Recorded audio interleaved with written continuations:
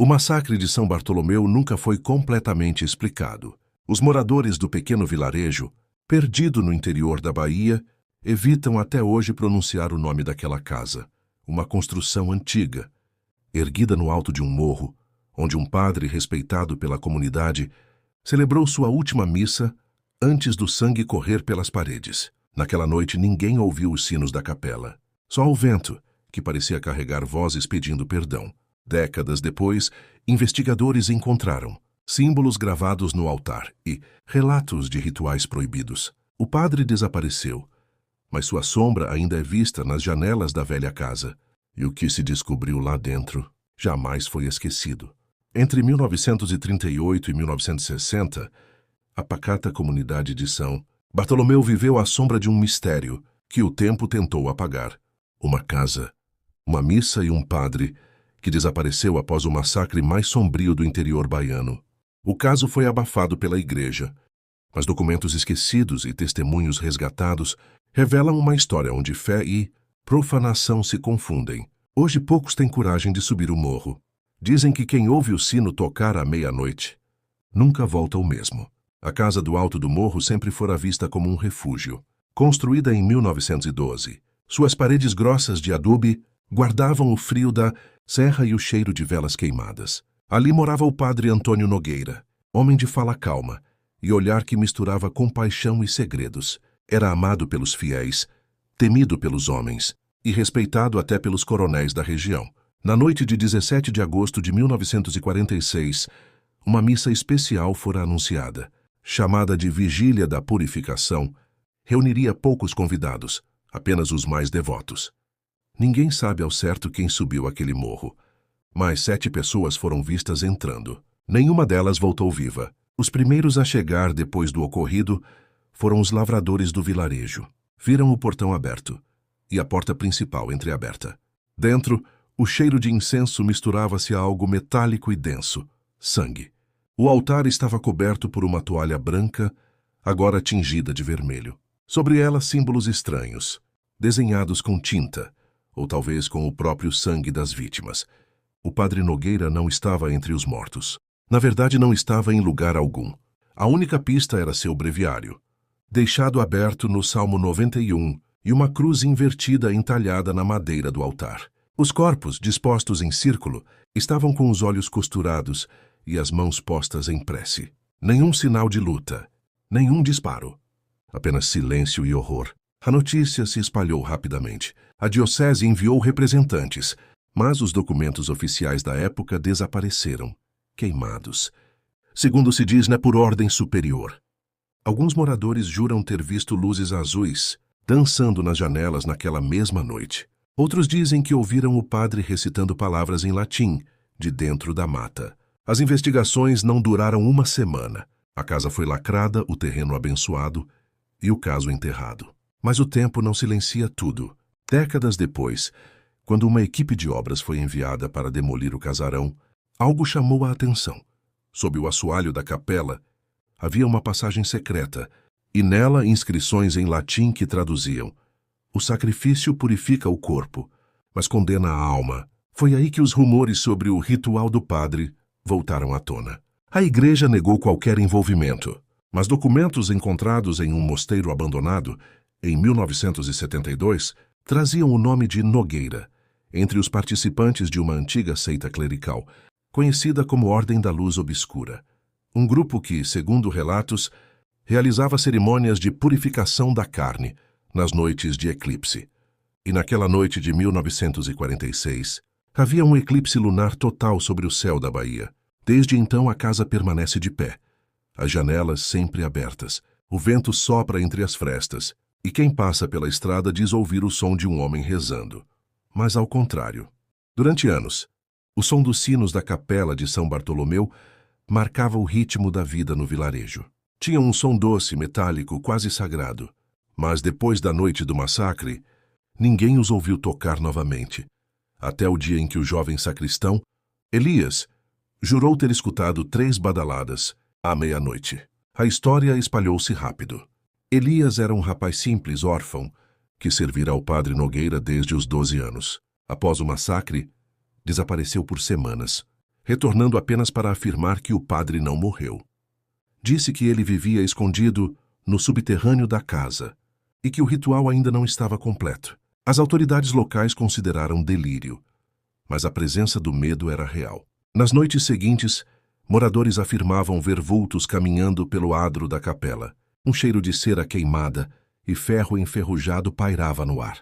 Quando finalmente decidiram investigar o sino, encontraram dentro dele uma pequena bolsa de tecido amarrada com um fio de cabelo humano. Dentro havia pedaços de papel escritos em latim, o mesmo idioma das inscrições encontradas sob o assoalho. Traduzidas diziam: "O som abre o caminho. O sangue sela o pacto." A partir dali, o caso deixou de ser apenas uma tragédia. Tornou-se um tabu. O nome do padre foi riscado dos registros da paróquia. O bispado de Feira de Santana ordenou o fechamento da capela e a destruição do sino, mas os homens enviados se recusaram a tocar nele. Um deles morreu 2 dias depois, vítima de febre alta e delírios em que dizia ver a face do padre coberta por fogo. Com o passar dos meses, ninguém mais subiu o morro. Mas nas madrugadas sem lua, o eco de 3 badaladas seguia cortando o vento. 3 e silêncio. Em 1958, 12 anos após o massacre, uma forte chuva destruiu parte do telhado da velha casa. Nessa ocasião, um grupo de trabalhadores locais encontrou, dentro de uma parede oca, um diário envolto em pano escuro. Pertencia ao padre Antônio Nogueira. As primeiras páginas pareciam comuns, anotações de batismos, missas e confissões. Mas a partir de julho de 1946, a escrita mudava. Tornava-se confusa, quase febril. "Eles me visitam à noite", dizia um trecho. "Trazem luzes que dançam e me falam em vozes antigas. Dizem que a fé precisa ser renovada, e o sacrifício é o selo da pureza. Eu não os temo, pois já os conheci antes do seminário." Em outras partes, o padre mencionava um grupo de religiosos que realizava cerimônias fora da vista da igreja, buscando o contato direto com a presença divina por meio do sangue e do silêncio. O diário também descrevia o ritual realizado na fatídica noite. 7 pessoas escolhidas pela inocência do coração seriam purificadas por meio do fogo e do salmo invertido. No final do caderno, uma frase única e perturbadora: "O sacrifício foi aceito. Agora posso desaparecer." Após a descoberta do diário, um dos trabalhadores que o encontrou, José Raimundo, começou a apresentar comportamentos estranhos. Afirmava ouvir preces em latim e ver sombras paradas à beira da estrada.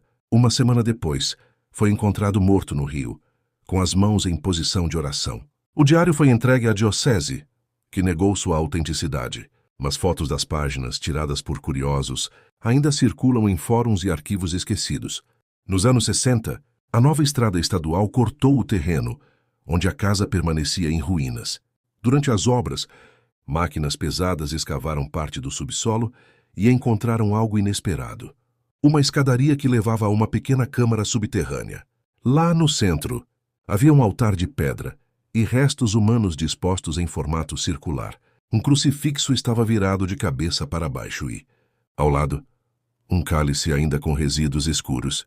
Os engenheiros chamaram as autoridades, mas quando o delegado chegou, o altar estava vazio. Nenhum corpo, nenhum objeto, apenas o cheiro de enxofre e velas queimadas. Dizem que naquela noite, o encarregado da obra desapareceu sem deixar rastros. Sua caminhonete foi encontrada a poucos metros da estrada, com o motor ligado e o rádio sintonizado em uma estação que não existia mais. No gravador de fita, uma voz repetia: "O padre está entre nós." Após o ocorrido, o governo suspendeu as obras e desviou o trajeto da estrada. A casa permaneceu isolada, engolida pelo mato. Mas quem passa por ali garante: o sino voltou a tocar. Em 1965, um documentarista paulista chamado Álvaro Duarte decidiu investigar o caso. Instalou-se no vilarejo e passou meses coletando relatos. Gravou depoimentos de antigos fiéis, padres aposentados e até de um suposto sobrevivente da noite do massacre. Um homem cego que afirmava ter sido poupado pelo padre para testemunhar o milagre. As fitas gravadas por Álvaro nunca foram exibidas publicamente. Em seu caderno de anotações, encontrado anos depois, Havia descrições de vozes captadas dentro da casa, mesmo quando estava vazia. Em uma delas ouve-se claramente: "O corpo é templo, mas o altar é eterno." Dias antes de voltar a São Paulo, Álvaro desapareceu. Seu carro foi encontrado no acostamento da rodovia, com as portas trancadas por dentro e a câmera destruída. As fitas, porém, foram recuperadas e digitalizadas décadas depois. Na última gravação, é possível ouvir o som de sinos, passos arrastados e uma voz sussurrando: "Bendito seja o sangue do Cordeiro." A gravação termina com uma risada abafada. O registro foi datado exatamente às 23h46, a mesma hora do massacre de 1946. Hoje, a casa do Padre Nogueira ainda existe. As paredes estão cobertas de musgo e o teto ameaça desabar, mas o ar ali dentro é pesado, quase vivo. O local foi interditado por segurança, mas curiosos e estudiosos continuam a visitar o terreno em busca de respostas. Nenhum deles fica por muito tempo. Alguns afirmam ter visto um homem de batina preta caminhando lentamente em direção à capela, segurando um rosário. Outros dizem ouvir orações invertidas, vindas do porão. A Igreja Católica nunca reconheceu oficialmente o massacre como evento real, mas em 1999, um relatório interno da Diocese da Bahia mencionou discretamente as consequências espirituais do caso Nogueira. E até hoje, às sextas-feiras de lua cheia, moradores juram ouvir o sino da capela tocar 3 vezes, sempre 3, ecoando pela serra, como se alguém ainda estivesse chamando os fiéis para a última missa.